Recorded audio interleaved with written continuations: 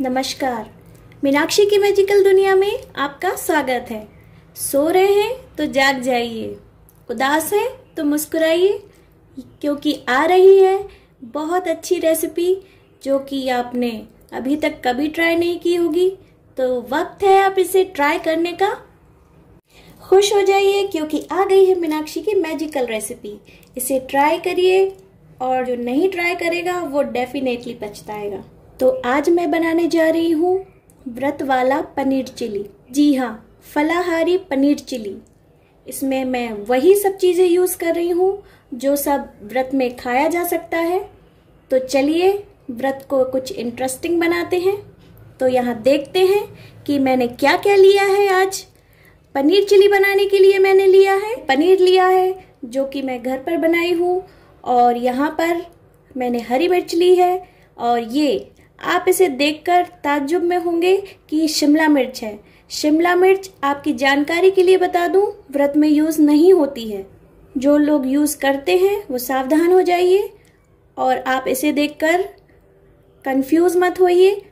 ये बिल्कुल भी शिमला मिर्च नहीं है, ये है हरी मिर्च, बड़ी वाली हरी मिर्च जो कि हम पकौड़े में तलने के लिए यूज़ करते हैं।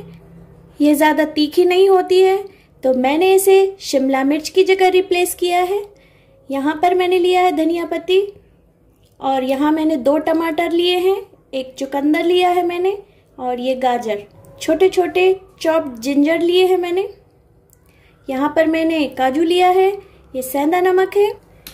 यहाँ पर मैंने चिली फ्लेक्स लिया है, यहाँ नींबू का रस लिया है। अगर आप अपने व्रत में नींबू यूज़ नहीं करते हो तो इसे स्किप कर सकते हैं।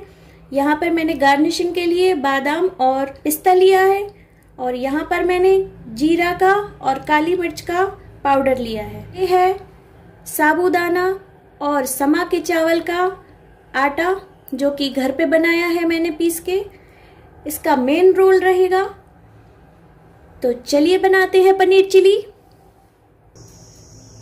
यहाँ पर मैंने एक बोल लिया है, उसमें हम अपने पनीर के क्यूब्स डाल देंगे। अब मैं इसमें अपने साबूदाने और समा के चावल का आटा मिक्स करूंगी।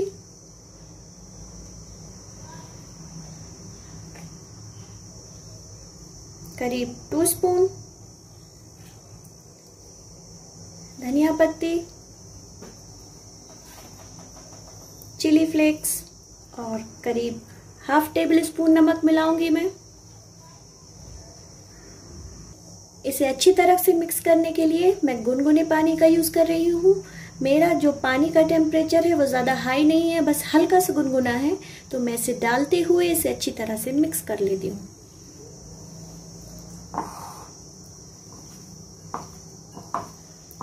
अच्छी तरह से कोट कर देंगे इसे। हमें ज़्यादा पानी का यूज़ नहीं करना है और हल्के हाथों से इसे मिक्स करना है।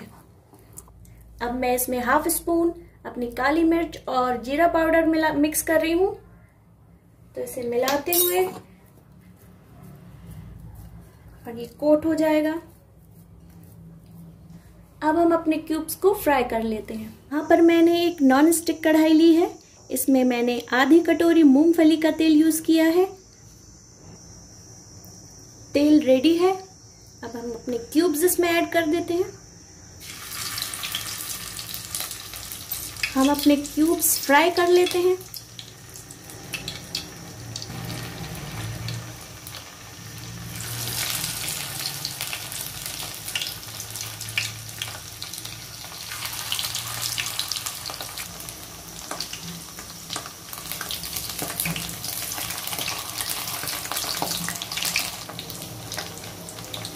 अब इन्हें निकाल ले, देख रहे हैं कितने अच्छे तरीके से गोल्डन हो गए हैं इनका कलर। आप चाहें तो इन्हें भी चटनी के साथ खा सकते हैं। अब हम बाकी के क्यूब्स भी फ्राई कर लेते हैं।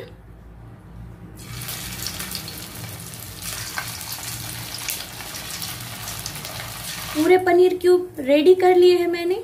चलिए अब इसकी ग्रेवी बनाते हैं।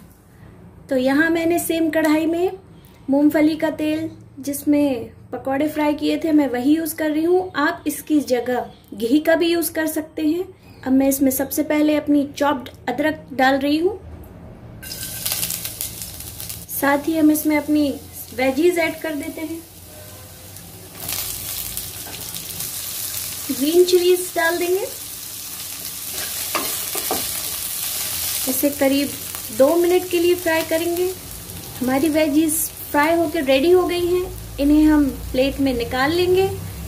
हमारा व्रत है, हम मार्केट के सॉस यूज़ नहीं कर सकते हैं, तो हमें घर पर अपना सॉस रेडी करना है। तो सॉस बनाने के लिए मैंने 2 टमाटर और 1 चुकंदर इसमें पीस कर रेडी कर लिया है। छोटे साइज का चुकंदर यूज़ किया है मैंने।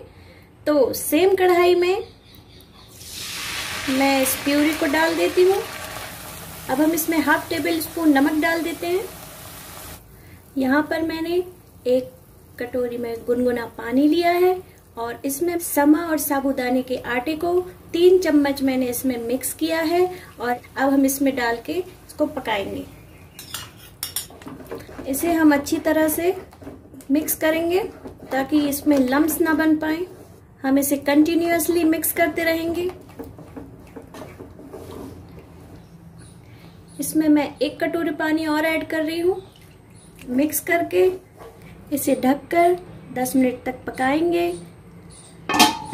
हमें इसे बिल्कुल स्लो फ्लेम में पकाना है। 10 मिनट पूरे हो चुके हैं और आप देख रहे हैं हमारा सॉस रेडी है। अब हम इसमें अपने पनीर, वेजीज, बाकी सब चीज़ें मिक्स कर देते हैं। यहाँ पर मैंने 1 लेमन का जूस निकाल के लिया हुआ है। यहाँ पर मैं काजू यूज़ कर रही हूँ।